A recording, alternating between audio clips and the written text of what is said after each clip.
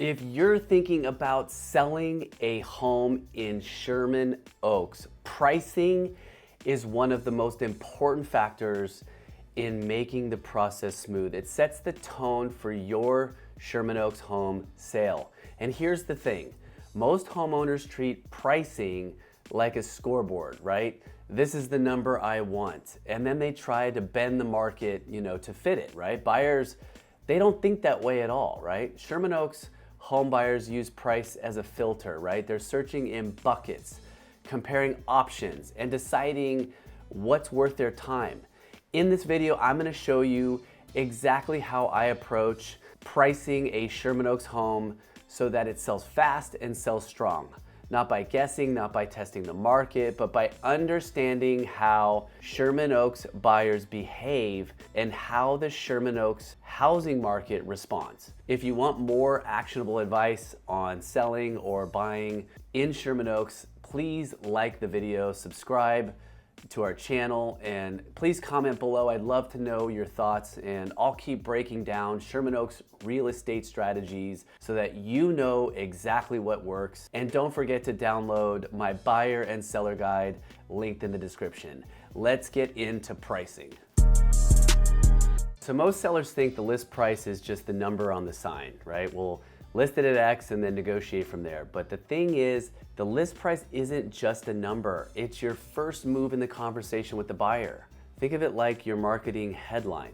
Let's say two homes are basically identical, same neighborhood, same size, both updated, and one is priced where buyers expect it and the other is priced above that. You might think the higher price signals a better home, but buyers don't see it that way. To them it feels like a worse deal and they scroll past. Buyers aren't waiting, they're checking new listings daily, they're comparing, they're going into that one, they're deciding fast. And that's why price isn't the trophy at the end of the process, it's a lever that starts the conversation. And a smart price drives engagement, it brings the right buyers in quickly, and it gives you leverage. It sets momentum in your favor instead of putting you in the waiting game. And pricing strategically isn't about guessing the value of your home, it's about understanding how buyers think and creating conditions for them to act. In a market like Sherman Oaks where options are everywhere, that early engagement makes all the difference.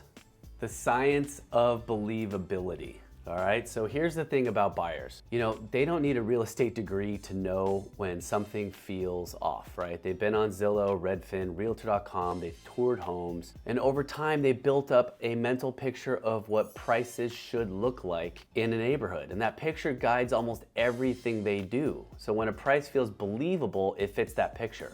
Buyers don't have to convince themselves, it just clicks, right? They think, okay, that makes sense, and they take action. They click schedule a showing, they bring it to their agent, and again, believability drives action. And in real estate, action is everything, right? Showings create offers, offers create leverage, and without action, you have no momentum. So even a small misstep matters. If you price it 5% above the best comps, it might sound not like a lot, but it can completely puts the house in a different category. And suddenly, the buyer scrolls right past it, right? So, believability isn't just about avoiding an inflated price. It signals quality and value. And when it fits, it says this is a home that is worth looking at and you can trust the process. And that attracts a serious buyers, ones that can act fast through right offers, they don't haggle over small repairs because they feel confident the home was fairly priced, right? Timing matters too, right? When your price is believable, your home gets traction immediately, online traffic spikes in the first week or two, showings pick up,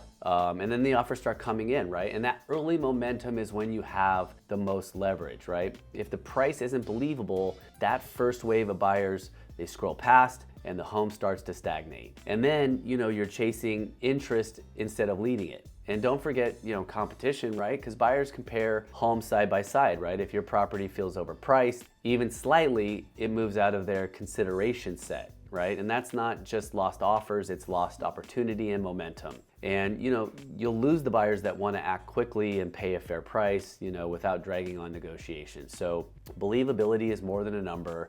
It's a signal. It's saying, I belong here, it's the right value, I'm worth your time, price it right, and you'll see that buyers will respond naturally. All right, so how buyers actually shop in Sherman Oaks. Let's get real about how buyers actually search, right? It's not random, and understanding this can make a huge difference in how you price and position your home, right?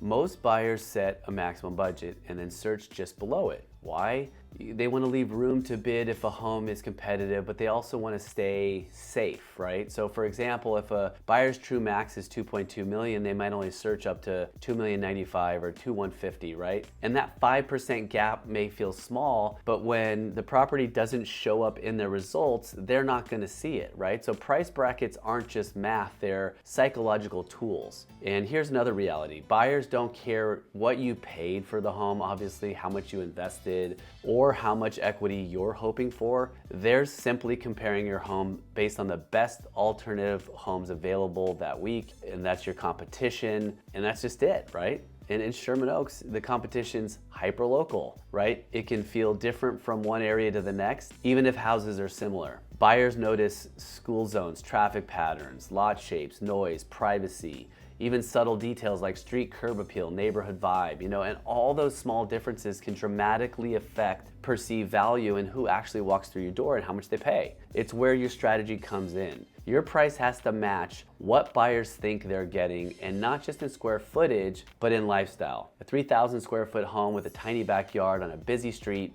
may not feel like 2.2 no matter the updates, right? On the flip side, a 2,800 square foot home on a quiet street with a big yard, great schools nearby, and a remodeled kitchen can justify a great number, right? Another practical tactic is that buyers filter listings on Zillow or Redfin, price, school, square footage, lot size, and updates, right? So if your price just sits above the buyer's threshold, you can't expect a large percentage of buyers to come see it, right? Even 5, 15, 25, 50,000 can change the amount of engagement, right? Listings priced in line with what buyers expect generate traction immediately. Traffic spikes when showings pick up and the offers start coming in. And that early momentum creates leverage, right? Price too high, slower traffic, fewer tours, and often buyers who are hesitate or negotiate, heavily. So buyers are smart today. They understand the marketplace. If you can understand the buyer behavior and price the home in line with their behavior and what the market wants, you're going to be able to sell your home and quickly. All right, so here's a truth that surprises a lot of sellers, right? Listing a home at the top of the range doesn't always get you top dollar. In fact, starting slightly lower often drives a higher final sales price. Let's break it down. Let's say your home should sell somewhere between 2.3 and 2.5 million. A common reaction is, okay, let's list it at 2.6 and see what happens, right? That feels safe, it's protective. You're thinking, I don't want to leave money on the table. But here's the problem. The very best buyers, the ones who are going to pay top dollar, are also the most informed. They've seen the comps, they understand the market, right? They don't chase listings that feel overpriced. What happens when you start too high? You might get a few curious showings, maybe a handful of we'll think about it conversations, but you don't get the kind of early momentum that drives real competition. That early energy is critical. Buyers, they notice that activity or lack of it, and they adjust their perception accordingly. Days on market becomes a scoreboard in their mind. And once the home lingers, buyers start asking, why hasn't anyone snapped this up? And even if there's nothing wrong with the property, the perception alone creates doubt. A listing that starts high and slows down often ends up negotiating downward. All right, let's talk about probability versus probability. Most sellers think about price in terms of hope, right? They think maybe the right buyer will fall in love and pay top dollar. And that's what I call possibility. It's unpredictable, it's rare, and you really can't build a plan around it, right? And waiting for that one perfect buyer leaves outcome to chance. Probability, on the other hand, is how the smart seller operates, right? It's about stacking the odds so that multiple buyers are drawn to your home at the same time. Now, when you attract several interested parties, you create options and choice. And in real estate, choice is power, right? You're not operating on luck. You're creating conditions for buyers to compete. Pricing is for probability is more than just being fair. It's about understanding what triggers action. buyers respond to clarity, a price that feels realistic. It aligns with their expectations and it sits within their search threshold. So when enough buyers perceive value at the same time, you get offers that naturally push towards the higher end of the range. And this is entirely about engineering conditions, not guessing outcomes. We analyze comps, active listings, buyer behavior, and search patterns to pick a number that generates engagement, right? And the goal is to have multiple real estate buyers looking at your home concurrently rather than hoping one person might overpay. And think of it like stacking the deck in your favor. When several buyers see value and act, they create natural competition. And that competition doesn't just increase offers, it accelerates the decisions. You can see clean, confident offers from buyers who know the home is desirable, right? And here's an example, another one. 2 Sherman Oaks homes, identical in size and updates, hit the market on the same day. One is priced based on possibility, hoping that someone pays more than expected. You know, it gets a handful of tentative showings, offers come in, scattered below expectation. And the other is priced using probability, designed to attract multiple active buyers at the same time. And within days, several buyers are engaged, offers push each other up, and the final price ultimately lands higher than the most likely original price range. And now the takeaway here is simple. Pricing isn't about luck, it's about seeing the conditions, understanding the buyers, and creating competition. And possibility leaves results to chance, while probability stacks the odds in your favor. How do we know the price is right? I hear this all the time from sellers, right? And the answer isn't in guesswork, it's in the market, and it shows up almost immediately if you know where to look, right? First, watch the showing volume in the opening week, not just random curiosity, like real qualified buyers touring the home. Are multiple buyers engaging, or is traffic thin? You know, an appropriate priced home gets interest immediately. And if you're not getting that, it may signal it's time for an adjustment. Second, pay attention to the feedback from buyers and their agents, right? Are they saying, love it, but the price is too high? Or are they saying, this feels right? Right? The latter is a strong sign that the price aligns with perception and expectation. Particularly meaningful are the second showings. You know, when buyers come back, it shows they're starting to connect emotionally and financially. They're evaluating the lifestyle fit. They're imagining themselves living in the home and doing, you know, their internal math, right? That's a huge green light. And third is agent behavior, right? Experienced agents are sensitive to value, and they're, you know, are they calling quickly? Are they asking detailed questions? Are they scheduling showings? And are they following up? You know, when agents treat the home like serious opportunity, it usually means the pricing resonates within the market. And conversely, if agents are dragging their feet, they don't call you back, you know, it's clearly an indication the number's off. And finally, look for signs of serious urgency. Are buyers acting quickly and decisively, or are they slow and tentative? So true urgency comes when buyers sense scarcity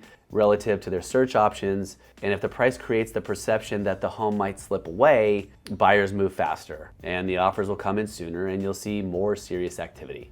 If buyers feel there's no pressure, you know, they can afford to wait, and that's a subtle but important indicator that the pricing may be soft. And the key here is the right pricing doesn't just happen, you confirm it by watching the market in action. Traffic, feedback, agent behavior, and urgency, your real-time indicators. You know, and if you don't pay attention, the market, it'll tell you. Price your home right, pay attention to the market, see and feel the buyer behavior, and that's gonna tell you what's your next step. All right, guys, thanks for watching. So here's the takeaway. You know, price isn't just a number, it's a tool that drives attention.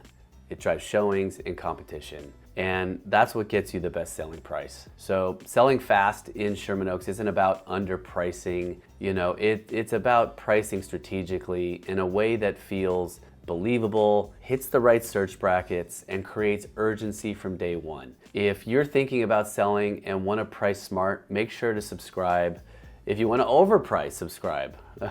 And we'll give you more videos about what buyers are doing and not doing. You know, drop your neighborhood in the comments. Tell me what's going on. I'd love your feedback. And don't forget, you can download our free Sherman Oaks selling guide for insider tips and strategies. And don't forget to like, comment, and subscribe. I'll see you on the next video. Thanks for watching.